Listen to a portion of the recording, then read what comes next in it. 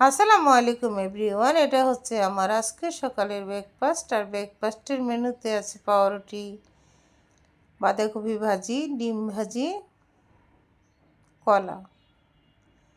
যেহেতু ফেনী থেকে জার্নি করে এসেছি, খুবই টায়ার্ড, খুবই ক্লান্ত, অন্য ব্রেকফাস্ট তৈরি করার কথা চিন্তাও করতে পারছি না, তাই শর্টকাট ওয়েতে একটা কিছু খেতে পারলেই হয়। তো পাউরুটিতে শুধু শুধু খাওয়া যাবে না, সাথে নিয়েছি 2 পিস কলা। আরও বেশি ছিল, রাতে সবাই খেয়েছে, শেষ হয়ে গিয়েছে। কলার সাথে একটু বাঁধাকপি ভাজিও নিয়েছি। যার কলা খেতে ভালো লাগবে না সে বাঁধাকপি ভাজি খাবে।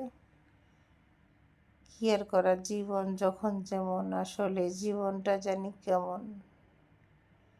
অনেকের আবার বাঁধাকপি পছন্দ নাও হতে পারে, তাদের জন্য করেছি ডিম ভাজি।